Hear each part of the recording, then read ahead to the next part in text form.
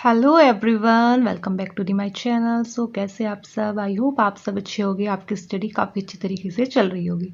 तो गाइज, आज की वीडियो में मैं बात करने वाली हूँ मॉक टेस्ट को लेके कि आपको मॉक टेस्ट कहाँ से लगाने हैं और मॉक टेस्ट देने क्यों है और उसको एनालाइज कैसे करना है। ठीक है, तो कुछ इंपॉर्टेंट पॉइंट्स मैं आपके साथ शेयर करूंगी। वीडियो को लास्ट तक जरूर देखना।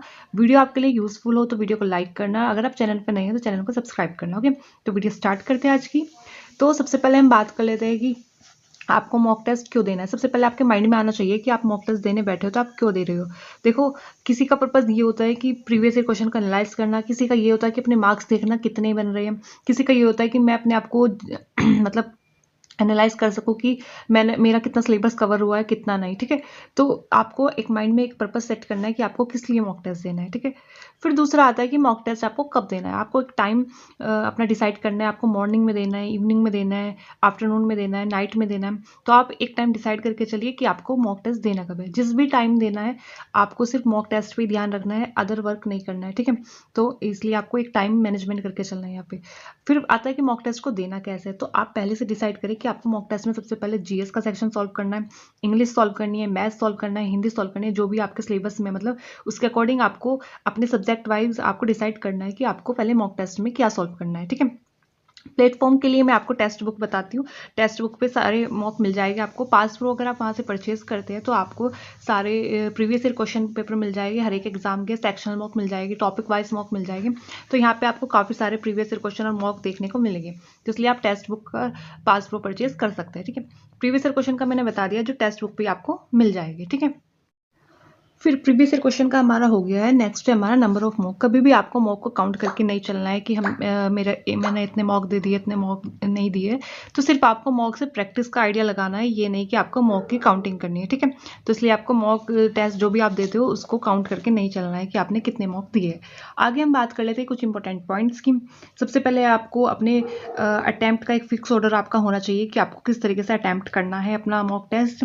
वही जो मैंने अभी आपको ऊपर बताया था कि आपको पहले जीएस सॉल्व करनी है, इंग्लिश सॉल्व करनी है, मैथ सॉल्व करना है, या रीजनिंग। तो ये आपके माइंड में पहले से फिक्स होना चाहिए कि आपको किस तरीके से मॉक टेस्ट अपना अटेम्प्ट करना है। ठीक है, दूसरा पॉइंट आ जाता है हमारा कि आपको क्वेश्चन को काफ़ी केयरफुली पढ़ना है, क्योंकि क्वेश्चन में कभी कभी नोट दे के रखते हैं और हम नोट को पढ़ ही नहीं पाते, जिससे हमारा क्वेश्चन मतलब हम आंसर को गलत टिक कर देते हैं। इसलिए आपको क्वेश्चन को काफ़ी केयरफुली पढ़ना है। ठीक है, फिर आपको क्या होता है, थर्ड पॉइंट हमारा है कि कभी कभी हमें क्वेश्चन ही समझ में नहीं आता कि क्वेश्चन में पूछना क्या चाह रहा है एग्जामिनर।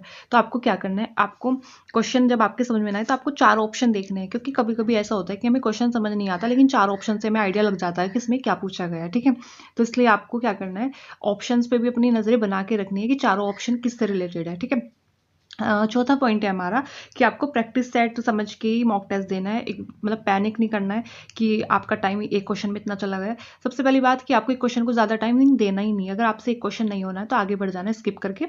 नेक्स्ट टर्न पे जब आप वापस से मॉक टेस्ट पे घूमोगे कि आपका कितना हो गया कितना नहीं, तब आप घूमो।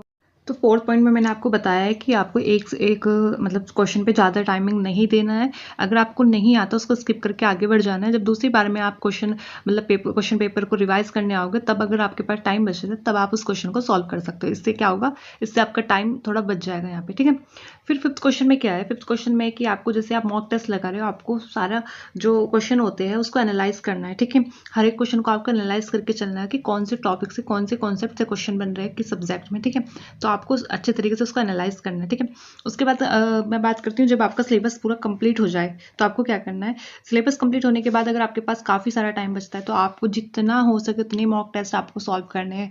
मतलब मॉक टेस्ट से आपकी प्रैक्टिस बन जाती है, आपकी हैबिट में आ जाता है कि आपको एग्जाम में कैसे हैंडल करना है क्वेश्चनों को, किस तरीके से आपको क्वेश्चन को सॉल्व करना है, इससे पहले किस सब्जेक्ट को कितना टाइम देना है। तो इस तरीके से आपकी हैबिट में आ जाता है ये सारी चीज़ें। ठीक है, तो गाइज अभी तक मैंने आपको बताया कि मॉक टेस्ट को आपको कैसे देना है, कैसे आपको क्वेश्चनों को हैंडल करना है और क्या टाइमिंग आपका होना चाहिए और किस तरीके से आपको सब्जेक्ट वाइज देना है। ठीक है, तो ये सारी चीज़ें हमारी हो चुकी।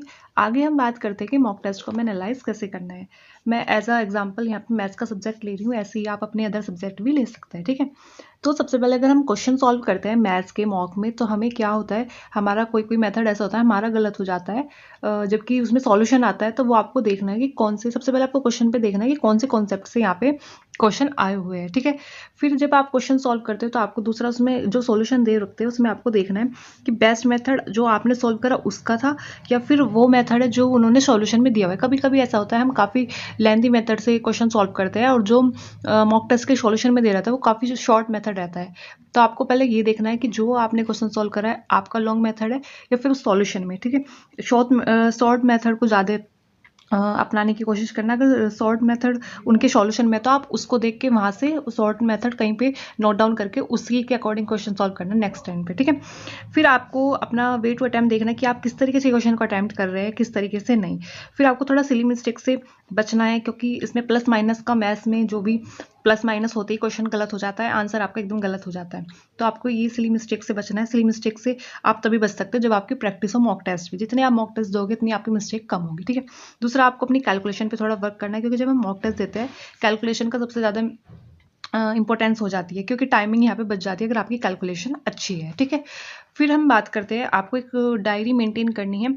किस लिए करनी है वो मैं अभी बताती हूँ आपको। सबसे पहले आपको एक डायरी मेंटेन कर रही है, तो मैंने अभी आपको बताया कि आपको सबसे पहले एक आपको डायरी मेंटेन करनी है, शॉर्ट डायरी आप उसको बोल सकते हो। तो आपको इस डायरी में करना क्या है, ठीक है।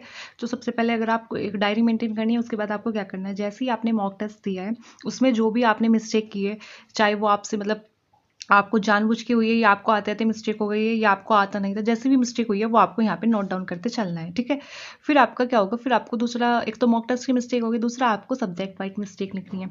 जैसे जीएस में आपने आपसे क्या गलती हुई है जो आपका क्वेश्चन गलत हुआ है, इस तरीके से मैथ्स में आपने कौन सा कॉन्सेप्ट गलत लगाया था, रीजनिंग में कौन सा क्वेश्चन गलत हो गया आपका। तो यहाँ पे आपको यहाँ पे नोट डाउन करते चलना है। इससे आपको आइडिया रहेगा कि आपने इस वाले मॉक में क्या गलती की थी।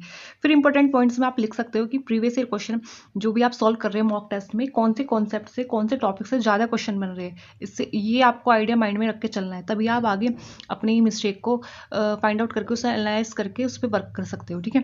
तो आपको क्या करना है, अपने पॉइंट्स यहाँ पे लिखते चलना है कि आपका कौन सा टॉपिक से क्वेश्चन गलत हुआ है और कौन सा टॉपिक पूछा जा रहा है ज़्यादातर। तो ये सारी चीज़ें आपको अपनी शॉर्ट डायरी में मेंटेन करके चलनी है। ऐसा नहीं कि आप एक शॉर्ट डायरी बना दोगे और उसको कुछ करना ही नहीं है। शॉर्ट डायरी बनाने के बाद आपको एक हफ्ते बाद उसको रिवाइज भी करना है कि आपने क्या मिस्टेक की थी और क्या क्या मैंने इसमें नोट डाउन किया था, क्या क्या चीज़ें मुझे पढ़नी थी जिन पे ज़्यादा वर्क करना था। तो ये डायरी आपको हर वीकली रिवाइज करनी है, देखना है इसमें क्या क्या आपने इंपॉर्टेंट पॉइंट्स लिखे थे। तो इस तरीके से आप अपना मॉक टेस्ट लगा सकते हैं।